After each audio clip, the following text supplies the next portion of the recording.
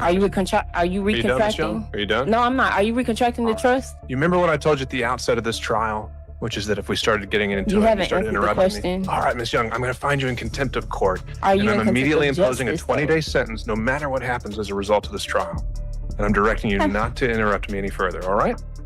You asked me a question, but you didn't answer it. I'm so finding you trying in to see how, contempt a as a second judge, time, Ms. Young. That is an additional 20-day sentence I'm imposing. you can do as you please, because at the end of the day, you have no jurisdiction. You are in contempt of justice, Please, if you could and you please cannot escort Ms. Young refuse. from the courtroom. Come on, I find her yeah. as You'll be here in my disrupting our fee schedule. Let me proceedings. put this up. I got that. And you know you're in contempt of justice. We are now back on the record. The time is just before 2:05. It's about 15 minutes past when I instructed the parties to be back at 1:50 to begin closing arguments. The state is present. The defendant is not. I've asked our deputies to search the floor. They have. They have not found the defendant. They've also sent someone into the bathrooms. She is not in any of those. And we are also now trying to make a phone call. The only phone number we have is to her mother, who had previously conveyed a message for us Monday morning to have her here to start trial.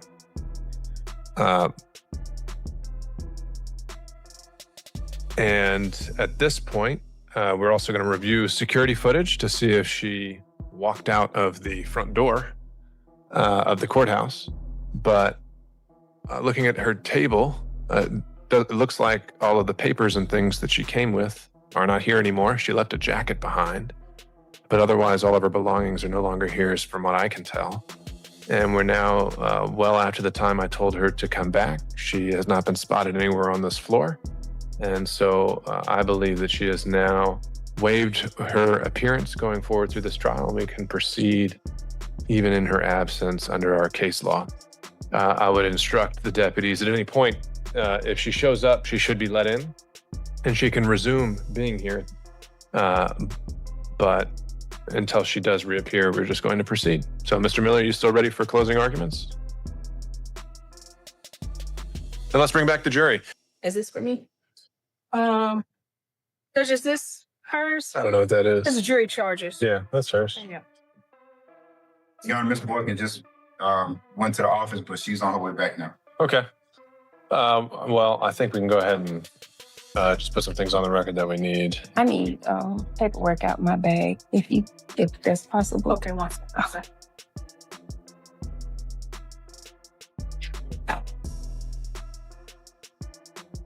All right, let's go back on the record.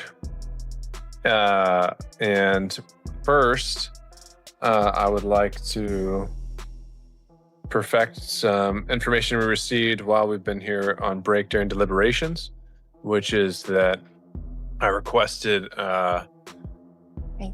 Lieutenant Lattimore to review surveillance footage to try and help us locate Miss Young, and he was able to see some footage. And so I'd like Lieutenant Lattimore to share with us for the record what he was able to view and what he observed, and then we'll go from there. So you can just describe that for me, Lieutenant Lattimore? Yes, Your Honor. I was able to review footage of Ms. Young exiting the 136 checkpoint at approximately 1:51. And from the checkpoint, she proceeded down Pryor Street, which is south of us, and made a left at Mitchell and Pryor, and proceeded east on Mitchell up to Washington Street, where we observed her make a right turn. And at that point is when we lost sight of her movement. And this is all through surveillance footage you're reviewing after the fact? Yes. And that's several blocks away from the courthouse. All right. Miss Young, where were you going?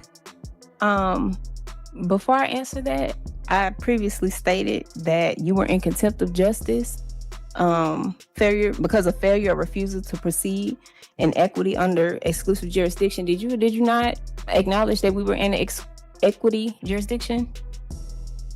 If there's anything else you want to say, Miss Young, this is your opportunity to have it on the record. But I'm really not interested in getting into a back and forth. So if you had some kind of emergency come up, or something else you need to address? That's what I was kind of curious about. But otherwise, we're going to move on. I did. I needed something to eat. I haven't really eaten since last night. I'm pregnant and I felt like I was about to pass out a little bit. I did kind of forget what time we had to come back. But I got a call from my mother stating that I was supposed to be back in an hour. So that was what took me so long, because I went to grab something to eat and I was going to come back. But after I got that call, I was like, okay, well, he did extend the time. But there was miscommunication there. So I apologize for that, Your Honor. All right. So I just want to break that down, which is it's now about 4:30, and I think they found you trying to re-enter the courthouse about 20 minutes ago or so closer to 4 o'clock. And so you believe that you got a call from your mother saying you didn't have to be back for an hour. And I think we called around 2 o'clock because we were trying to start closing arguments, as I'd indicated. If I can look at my phone records, she called me and told me that I didn't have to be back until an hour because the court, whoever called her. And I've updated my phone number, email address in the Odyssey system. So I'm not seeing why I'm getting reports that you all are calling my mother and my father instead of the phone number I gave. I think we've put your explanation on the record. You can, and so that's all well and good. However, I've lost confidence that we can expect you to appear on time for court proceedings. So I've revoked your bond. I've issued a bench warrant, and so you will be in custody pending the outcome of this trial. She blamed her escape on a pregnancy craving and a miscommunication, but the judge was entirely done. Her bond was revoked, a bench warrant was executed, and she was thrown right into custody. Now, she has to sit there in a jumpsuit and listen to the jury read the verdict for the massive hole she just dug herself into. More to the present business at hand. No, it's not your turn, Ms. Young. Oh, okay. I do have Court's Exhibit 5, which I've marked and will tender for the record, which is a question from the jury. It states, and is available for inspection for the parties once I'm done reading it into the record. Is there any statutory minimum for possession of a Schedule 1, Schedule 2, or Schedule 4, respectively, where intent to distribute is presumed if you are in possession in excess of such amount? And it's signed by the foreperson. And so if either party would like to, if the state would like to see it, you can come up and grab it. And if Ms. Young would like to see it, deputies can take it to her. This is a question from all jurors or specifically? It's from the jury. Okay. And though you're failing or refusing to proceed in equity under exclusive jurisdiction, you acknowledge that on the record as well? All right. My proposed response to this would be Because you can't no. deny that injustice. And that I would just write on the note, no, and that we would refer them to their previous instructions. Technically, there is a presumed amount, but that's for trafficking, and that's not been charged in this indictment. They asked specifically about the intent to distribute, whether that's ever presumed based on the amount. As I understand it, it is not. So I think it would be an accurate statement of law to say no, and then just refer them to their previous charges. Any input? First from the state. So they say a minimum, are they referencing a minimum sentence? An amount? I take the question as a whole. It's a statutory minimum where intent to distribute is presumed. So I know we use minimum in reference to sentences, and that was my first impression as well. But reading it as a whole, it seems to be focused on the evidence of distribution and whether that intent can be presumed based on a minimum amount of drugs. And again, that's where I say the answer to that legally is no.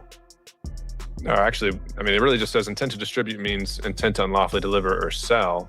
So maybe the actual relevant charge would be intent generally, which can be shown in many ways, whether it existed from the proven facts before you. It may be inferred by the proven circumstances or by acts and conduct. So actually, maybe what I would do is say no, and then just reread the intent charge, and then say that they should place no undue emphasis on this charge and only consider it in the context of the charge as a whole. State agrees, Jones. All right. Any input from Ms. Young? Yes. So you are not acknowledging the fact that you're in contempt of justice on the record, being that this is equity jurisdiction? Anything else? No, I need an answer, because being that I told you that your failure or refusal to proceed in equity, being that you acknowledge the equity jurisdiction, exclusive jurisdiction will constitute in contempt of justice. I've tried to show you as respondent to all complaints and questions because of the legal special relationship that I have paid on this account. I was about to go and e-file it into the system. Are you in contempt of justice? Are you recontracting? Are you done, Ms. Young? Are you done? No, I'm not. Are you recontracting the trust? You remember what I told you at the outset of this trial, which is that if we started getting into You it, you haven't started answered the interrupting question. me. All right, Ms. Young, I'm going to find you in contempt of court. Are you And in I'm contempt immediately of imposing a justice, though? 20-day sentence, no matter what happens as a result of this trial. And I'm directing you not to interrupt me any further, all right? You asked me a question, but you didn't answer it. I'm So finding you trying in to see how, contempt a as a second judge, time, Ms. Young. That is an additional 20-day sentence I'm imposing. you can do as you please because at the end of the day, you have no jurisdiction. You are in contempt of justice. Please, if you could And you please cannot escort Ms. Young refuse. from the courtroom. Come I on, find yeah. her You'll be here in my disrupting our fee schedule. Let me proceedings. put this up. I got that. Come on. I'll bring And it. you know you're in contempt of justice. It's okay. You'll be here in my fee schedule. We're back on the record. I've been informed by Lieutenant Lattimore that the jury has reached a verdict, and Ms. Young is now present back in court. And Ms. Young, I will remind and direct you once again that there are not to be any verbal outbursts, and I'll allow you to perfect the record at the appropriate time, but that is only going to be when I call on you. So with that, we can bring in the jury. All judges present, Young. Thank you, Lieutenant Lattimore. Please be seated, everyone. Members of the jury, I've been informed that y'all have been able to reach a verdict. And if that is the case, it appears that juror number 8 is our foreperson. All right, if you could hand that verdict form to the lieutenant so that I can take a look and make sure it's been completed. All right, and you can hand that back to our foreperson. And sir, if you could now publish the verdict in open court by reading it, you can remain seated and read it into the record. Count one, possession of a Schedule 1 controlled substance with the intent to distribute. You find the defendant guilty. As to count 2, possession of a Schedule 1 controlled substance. We find the defendant guilty. As to count 3, crossing guard lines. We, the jury, find the defendant guilty. As to count 4, possession of a Schedule 2 controlled substance with intent to distribute. We, the jury, find the defendant guilty. As to count 5, possession of a Schedule 2 controlled substance. We, the jury, find the defendant guilty. As to count 6, crossing guard lines. We, the jury, find the defendant guilty. As to count 7, possession of a Schedule 4 controlled substance with intent to distribute. We, the jury, find the defendant guilty. As to count 8, possession of a Schedule 4 controlled substance. We, the jury, find the defendant guilty. As to count 9, crossing guard lines. We, the jury, find the defendant guilty. As to count 10, violation of oath by a public officer. We, the jury, find the defendant guilty. And that has been signed, filled in, and dated by you. Right. All right, if you could hand that verdict form back to the deputy so that the state may review it as well as the defendant. Oh, I've seen this. All right, starting with the state, is there any objection to the form of the verdict, and is there any reason this jury cannot be excused? No objection, Your Honor. All right, and over to Ms. Young. Any objection to the form of the verdict, and is there any reason this jury cannot be excused? There's an object. All You're right. still in contempt of justice, but that's it. Back on the record for sentencing. I'll begin with the state to present any evidence in aggravation. Let's also start with your recommendation as well. Your Honor, as the court is aware, the defendant, or the court may not be aware, but the defendant does not have a prior record. However, the state's recommendation in this case is not only based on the evidence in this case, but also based upon the fact that the defendant has not accepted responsibility for her actions and the in the situation that she caused at the jail, and the fact that her actions potentially put inmates and other people at risk. For that reason, Your Honor, the state recommends the following sentence. With regards to counts 1 and 2, we believe count 2 would merge with count 1.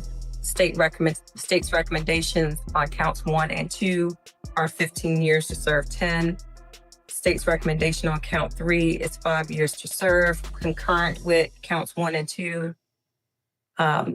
Regarding counts 4 and 5, again, the possession in count 5 would merge with count 4. State's recommendation is 15 to serve 10. The recommendation for count 6, 5 years to serve, to run concurrent with counts 4 and 5. Count 7 and 8, Your Honor, the state would recommend 15 to serve 10, with count 8 merging into count 7. And on count 9, 5 years to serve, to run concurrent. And then for the violation of oath, state would recommend 5 years to serve to run. In terms of evidence and aggravation, Ms. Boykin, at a prior hearing, you didn't have the case at the time, but it was Mr. Herzog who made representations that this case involved gang affiliation, that there were, and I know that there was a warrant taken out initially in this case about gang affiliation, and that he referenced other evidence showing that she was distributing directly to inmates. And so is that something the state is prepared to introduce in aggravation here today? Your Honor, the state does have information related to that. We do not have the witness here to testify regarding those matters. Should the court hold a scheduling hearing or a hearing at a later date, we can have that witness available given this time of day. All right, well, not hearing a request to continue sentencing and the evidence not... Would request for the court to continue sentencing to hear from that witness. And the state's recommendation, though, would remain the same after presenting this aggravating evidence. It would, Your Honor. All right. And just by, wouldn't consider it unless we did hear that evidence, but by way of proffer to complete the record, what would be your proffer, what that witness would testify to? Your Honor, the witness, Raylene Bruce, would testify that she too worked at the Fulton County Sheriff's Department. She assisted Investigator Green with obtaining the defendant's cell phone. A subsequent dump of that cell phone did show that the defendant was communicating not only with inmates, but with other individuals to sell items, to sell drugs within the jail. There are also some Instagram postings for the defendant. And there's also photos of her gang tattoos that were taken at the Fulton County Jail. All right, Ms. Young, at this point, should you choose to do so, this is an opportunity for you to tell me anything about yourself, your character, your background, anything that you think I should consider in mitigation, meaning why you deserve a lesser sentence and whatever sentence you recommend. And so to that end, the floor is yours. So as I said earlier, on the record, we are in equity jurisdiction, correct? You have no answer? I'll have an answer for you shortly, Ms. Young. Okay. So, the failure or refusal to proceed in equity under exclusive jurisdiction will constitute in contempt of justice. As I said earlier, I was seeking administrative remedy, awaiting your communications to be delivered to correct parties. You are in contempt of justice by not allowing the implied surety, to produce this receipt of payment. So with that being said, my fee schedule will be on the record publicly soon, as soon as I can. But again, I have a 4-year-old son. Like I said, there was a lot of miscommunication. You have been in contact with my mother and my father without my knowledge, and they have miscommunicated the time that I was supposed to be back. I told them the situation. And as I was getting lunch and headed back to the courthouse where your officers intercepted, that's all that was being said. So, and I was not read my Miranda rights as well, just putting that on the record as well. And also to clarify again, the respondent had a duty to all complaints and questions because of the legal special relationship of the parties. By not responding to the respondent via the indictment, the true bill that was originally sent to the respondent, is in breach of trust because of the infant estate and duty of care associated therewith and thereto in an express trust. The court and its officials, the prosecutor or the plaintiff, being that the state cannot represent itself, obviously, our legal title holder of not only the express trust, but also the constructive trust, as now have been placed on the record. I share the same or similar name again as the named defendant in their case number 23 SC 192047. By the time sentencing arrived, the trial had become about far more than the original criminal charges. The judge had witnessed repeated disruptions, missed court instructions, and arguments built around legal theories that held no weight in the proceedings. What could have been an opportunity to show accountability instead became a series of confrontations that shaped the court's final impression. In many criminal cases, a defendant's behavior during trial can influence how the court views remorse, credibility, and respect for the judicial process. However, for clarification, I am not acting in the capacity as the named defendant. I am the beneficiary and equitable title holder. None of this information is foreign to the court. This matter must proceed in equity, and failure or refusal to proceed in equity under exclusive jurisdiction, which you said we are in, will constitute contempt of justice. I am appearing, especially and not generally, I'm trying to let you know that this case has been settled. And until that notice reaches you, until I'm able to go do what I need to do to make sure your notice reaches you, I'm here. So again, I would like to seek administrative remedy, awaiting your communications to be delivered to the court. Young, you raised and said that you have a 4-year-old. I do. Who is caring for your 4-year-old at this moment? I have no idea right now because his daycare closed at 6:00 p.m. And so you've left your 4-year-old in the care of a daycare and made no plans. My mother, I have no way to contact. I have no way to do anything because you intercepted before I could do what I was supposed to do. All right. And so your mother has the ability to care for your 4-year-old? I have no idea because I've not been able to speak with anyone. You are holding me against my will right now. So no, I have not spoken to anyone. And what daycare is your son at? Why? Well, the answer would be because we want to make sure he's taken care of, and we actually have some regard for him, unlike what you've shown here today. How have I shown no regard for my son? Do you have anything further to present, Ms. Young? Other than you're in contempt of justice, no. All right. You can proceed to doing. Okay, with that, I will announce the sentence in this case. I'll say I don't believe deferring or continuing this to a later date is needed because I'm willing, at a minimum, to accept the state's recommendation based on what's already been presented. I don't think aggravating evidence is needed here. I'll just start off by saying I don't think I've ever seen a more ineffective presentation at a sentencing hearing. Ms. Young, you've taken no responsibility not only for these acts, but you completely thumbed your nose at this process and at the law that you swore to uphold.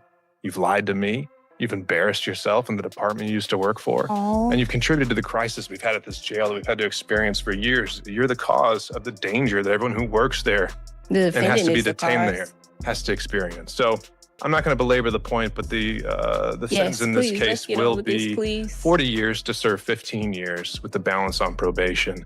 We'll stack the charges and Ms. Young can be removed from the courtroom because she's continuing to disrupt. What unfolded in that courtroom was more than a heated exchange between a judge and a defendant.